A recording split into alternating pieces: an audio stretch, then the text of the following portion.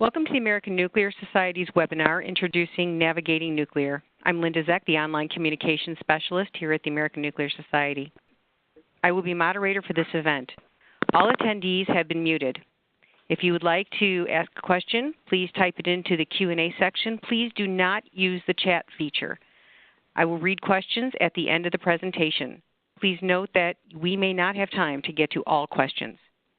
Now, I'd like to introduce our two project leads for Navigating Nuclear, Dr. Eric Lowen and Janice Lindegard. Thank you, Linda. First, I'd like to give a little bit of background on Eric and I. Eric was president of ANS from 2011 to 2012.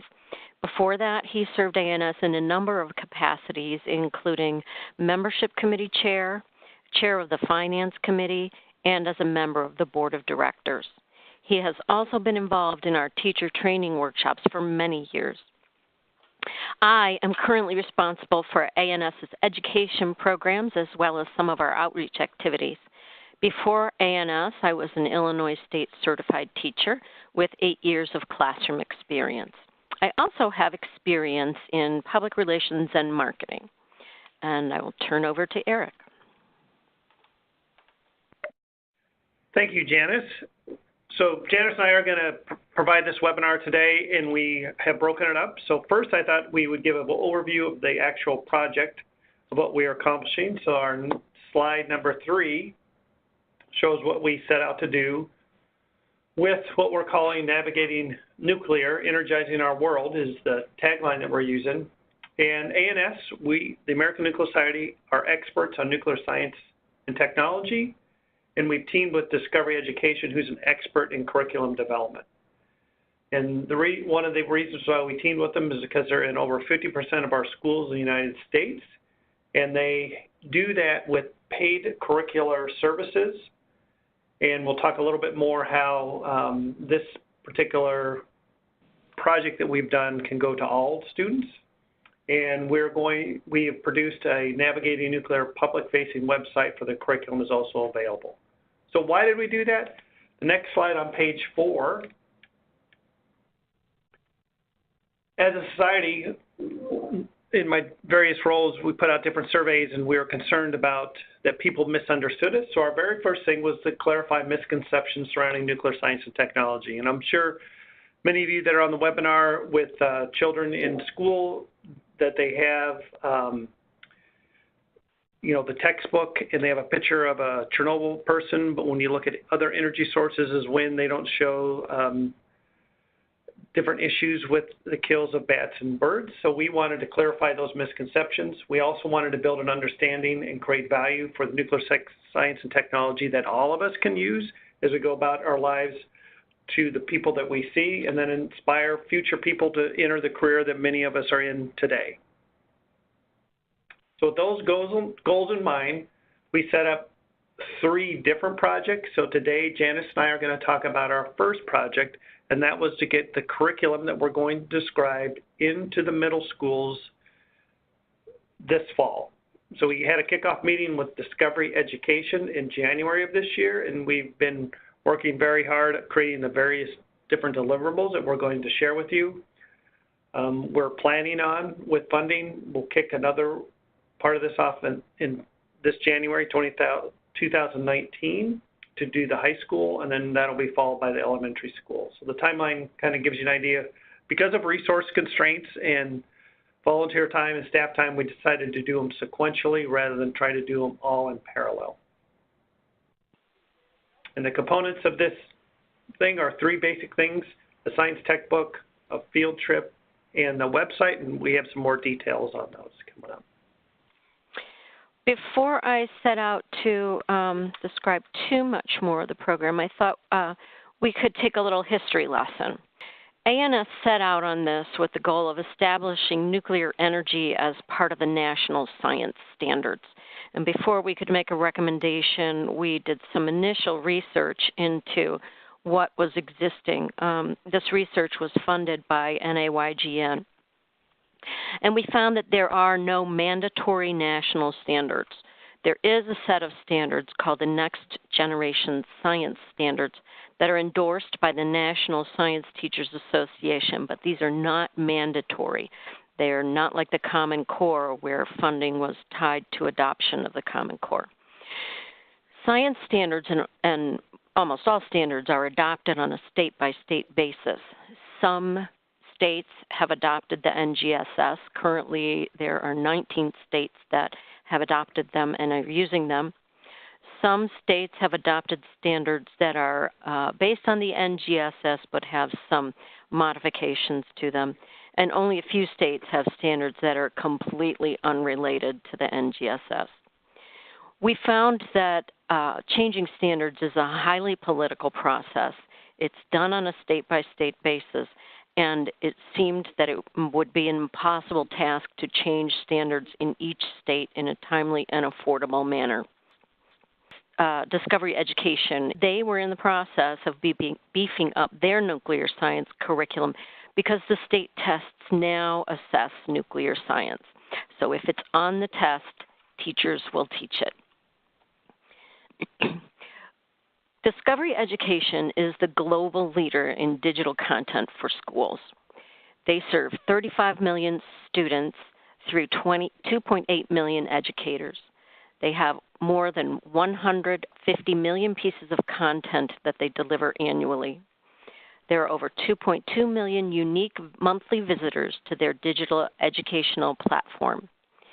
And they also have a community of educators that are part of the largest professional learning community of its kind with 1 million educators. One of the features that's built into the Navigating Nuclear program is measurements of success. Discovery is set up to track awareness by visits by channel, online media, email, and Twitter. They're set up for engagement. They can track page views, visits, and visitors. They can track downloads and play of the different modules.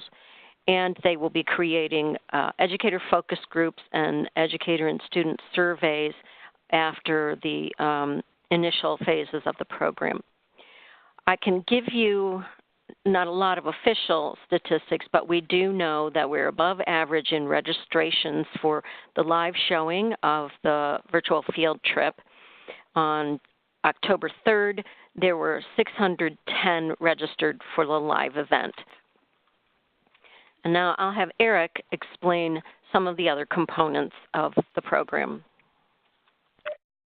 Thank you, Janice.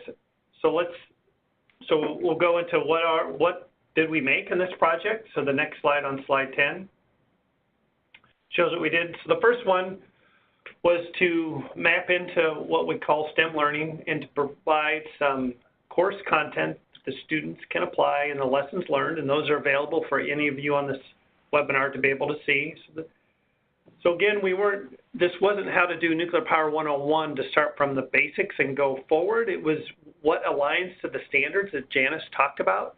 And so our very first one that we decided, there was a standard on understanding nuclear fusion and fission, and what's the difference to what the sun does, putting small atoms together, and what we do in a reactor, breaking big atoms in half, and how those work. So you'll see some creative sort of things that we're doing in there. The next one is from atoms to electricity. So one of the requirements was trace how energy changes through a system. So we started with the binding energy inside the nucleus of an atom and how that was transferred as heat and then to water and then finally to making electricity. So that lesson plan I am really pleased with because it worked out well. And then we also wanted to let the middle school students understand about radiopharmaceuticals and how we use radiation for tracers and different sort of things like that. And, for our first project, those are the three kind of broad things that we took as far as adding that to the Discovery Education Science Techbook. So this is a digital techbook that's available into the classroom. Okay, so all right, so we did stuff in the curriculum. Then if we remember, for some of us, when we were in school, we had these field trips, and that was when you went home and you got your parents to sign some permission slip to put you on a bus to go to some sort of things. And in the world that we live, in the digital world, Discovery Education has figured out a process to be able to do that to reach many, many classrooms. And we as a society then explored what would be a field trip that would be meaningful, We worked with the Nuclear Energy Institute to identify which nuclear power station was amenable to allow an outside entity, Discovery Education, to come film and interview those employees so they can understand what it was. And they do it in a nature that for the children in the classroom, it's as close as you can get to a field trip, and hence the term virtual field trip. So this field trip, Janice talked about, will be aired soon. And it's about 30 minutes of runtime. It has some students in there. All the people that are talking are employees of Palo Verde, with the exception of Discovery Education's narrator. And I think that they'll get a very good view of the uniqueness of nuclear power, the energy density, how Palo Verde is kind of unique that they use the wastewater from Phoenix for the cooling system. And we're planning virtual field trips on our next two projects, one at a high school level and then one for elementary school. So we're excited to see what the reaction will be from the students. Then we have this Navigating Nuclear website. So back in the day when Janice was teaching, if her school district paid the fee to Discovery Education, then she was allowed to see their digital content, the textbooks and those kind of things. Because we as a society has paid for this, the subscribers to Discovery Education have access to the webpage, and also anybody else that has a connection to the internet. So for those of you out there with children in school districts that do not use Discovery Education, or for those that have friends that do homeschooling, this resource is available to them because we have this dedicated website. It has all the curricula for the material. It's for free. It gives a resource to the students, to educators and parents and anybody in the public, so it's out there. But again, it's targeted for middle school, so it's probably not something you're going to use in the high school level, but it's a resource that's out there, and all you need to type into your web browser is navigatingnuclear.com. Part of what we want to do, because we're the society that hosted this, is that we wanted to show the diversity that we had within the society and the diversity of careers that we had. And we were allowed to feature three people, so it was a tough choice to do that. So we thought, well, let's get a professor. So we got Sukesh up in University of Massachusetts. Why not get somebody that's doing something at a nuclear power plant? So we got Natalie, and she's a fuels engineer at Exelon. And then we picked up our laboratory people that work. So we got Alex. He's a chemist at Argonne National Laboratory. If you go up there, you get to see their profiles, some pictures, and frequently asked questions. And this will allow the students, as they're looking at career options, which is part of their curriculum, that they can see what these three particular individuals do in the nuclear science and technology area.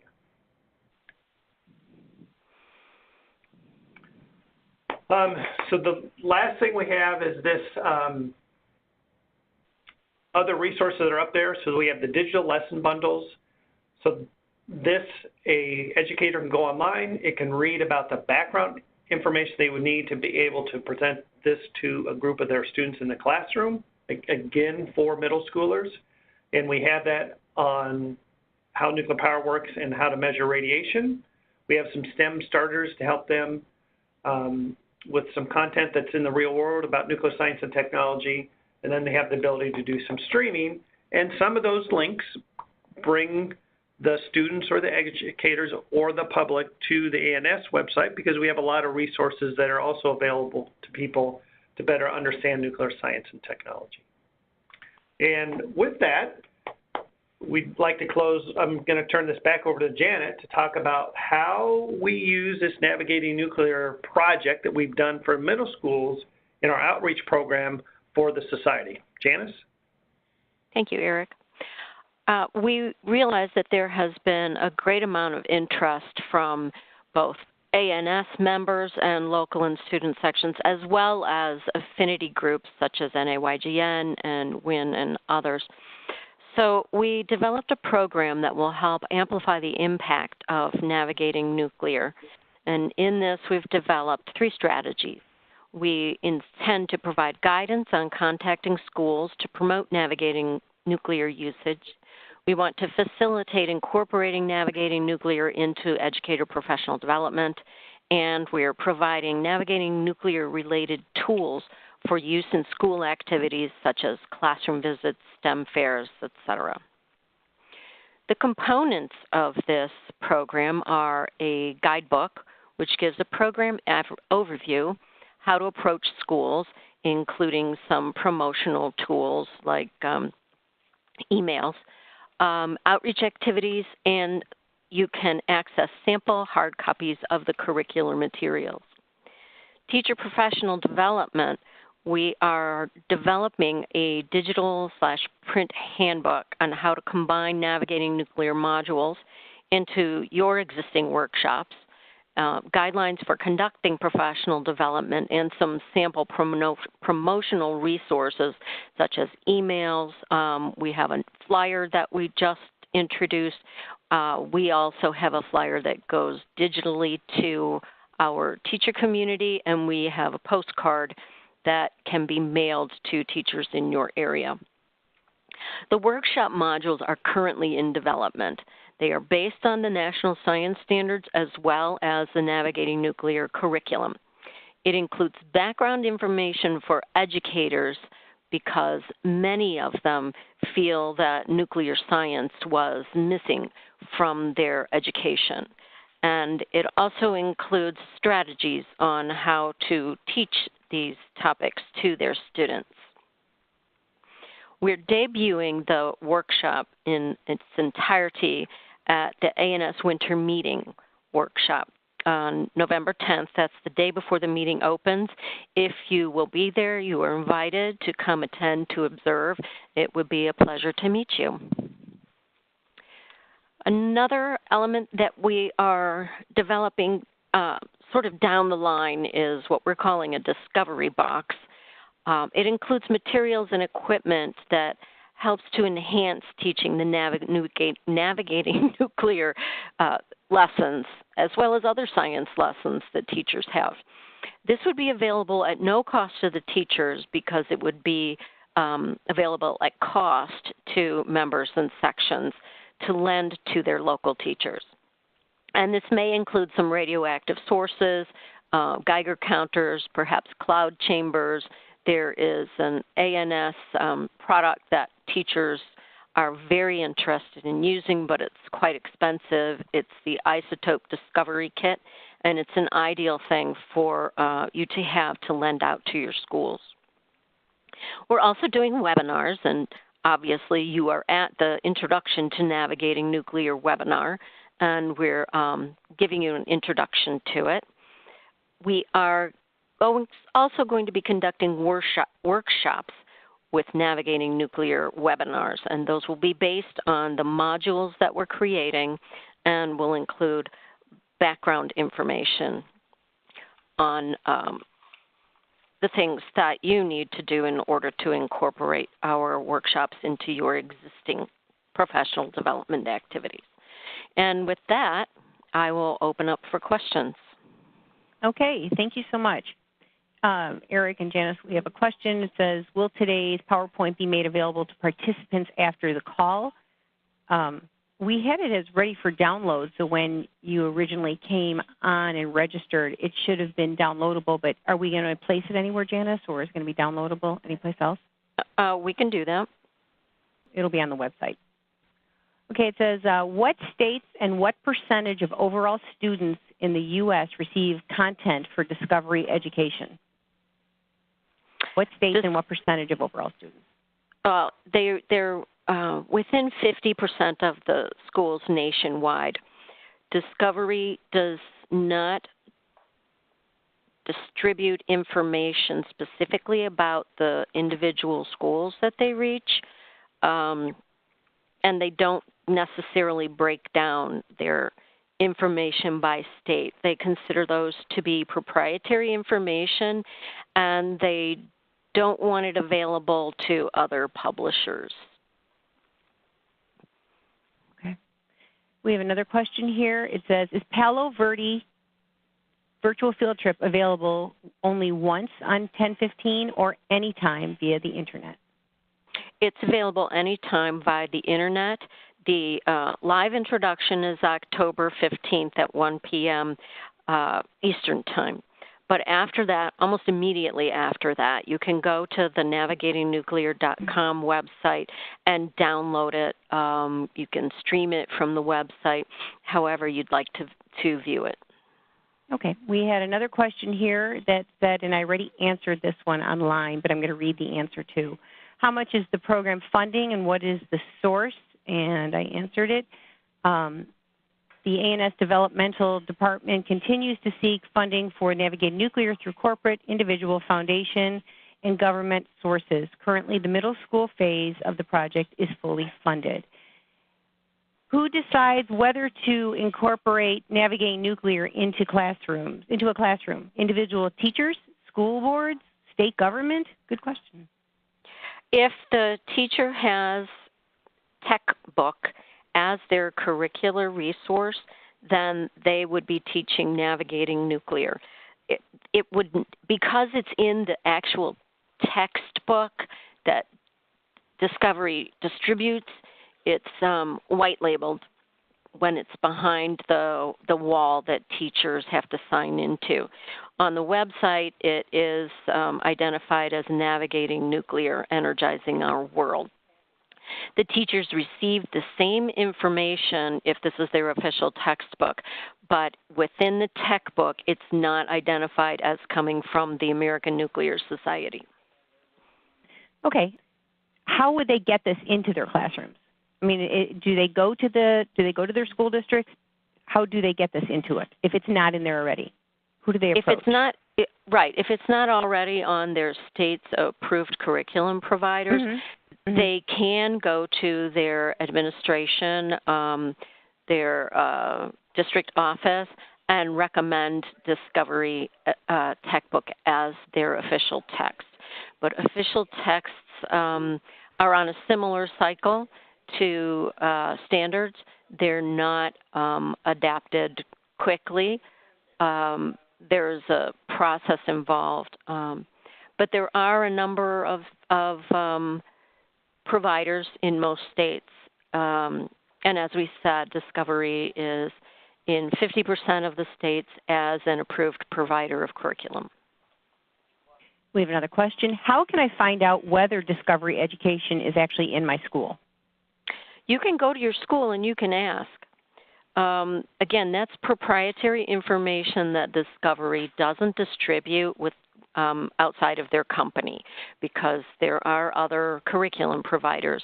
But the fastest way to find out is to go directly to your school. You might also be able to find out if they are a curriculum provider approved by your state, but that's a little harder to do. So I would just go straight to my school. Okay, somebody asked the same question about the PowerPoint slides. We're going to make those available someplace on one of the websites. Will additional materials be added to the middle school portion over time, i.e. during the high school and the elementary phases and beyond? How will teachers be alerted to the additional resources as they become available? Discovery has a network of teachers who are subscribers as well as teachers who are not subscribers. So anytime a change is made to Navigating Nuclear, they are alerted to it through Discovery's marketing resources as well as their social media. The rest of the question? As changes happen in the nuclear field, those can be made to the middle school curriculum. At this point, we're focusing on producing a curriculum for high school and elementary if we have funding to move forward. So there probably would only be some updates to what's currently existing. Here's another question. Do you know how much adding this would cost per school? I'm assuming they're saying adding this program into their school district. No, I'm not. That would, if the school wanted to accept it as their official curriculum, there would be as with all digital textbooks, there would be a charge per student at the school or within the district. Again, how much it costs is, I'm sorry to say, more proprietary information. but it is on a subscription basis. But Janet, if I could, this is Eric, what it costs for navigating nuclear is $0, right? So if we look at the question for what we're here for this webinar, for people to learn about nuclear science and technology in middle school, the cost is $0. So we encourage everybody to use that bandwidth and go out there and go to navigatingnuclear.com. Correct. And we have another question. What was the November 10 date about? Location or webinar? November 10th is the day before ANS's winter meeting, and we traditionally hold a teacher workshop that's presented by ANS national members. Eric is one of them. We held a teacher workshop at the ANS annual meeting, and this is a tradition that's been going on for years. Eric has more information about how many years, but every national meeting, the day before it starts, we hold a teacher workshop. And on November 10th, we will be debuting the new workshop that's based on NGSS standards and on the Navigating Nuclear program. So that begins at 8 a.m. and it goes until about 4 or 5 p.m. So there are many opportunities to drop by. It's held at the hotel where the meeting is held. So you're welcome to come by and to observe. Okay, we have another question. Is the middle school curriculum on navigatingnuclear.com ready for use? Yes, it is. Any other questions? Okay, do you guys have any closing comments? This is Eric. I'm very excited about this opportunity that we had as a society to do this outreach. It's profoundly different than what we've done before in the past, and it gives us the outreach because we have limited resources. We can't do $1 to $5 million ad campaigns on, you pick the national media outlet. And this is really in what, as a professional society, what we're charged to do, if you will, by our initial charter of collecting technical information, sharing technical information, and being the objective source. And it was just wonderful to be a part of this project, working with Discovery Education and the ANS staff, which is led by Janice. Thank you very much. We will be sending you a link to the PowerPoint slides shortly after we end the call. And I thank you all for joining us. You can reach us with any additional questions at outreach@ans.org. Okay, at this time we're going to conclude this webinar. Thank you, everybody, and thank you for stopping by to listen.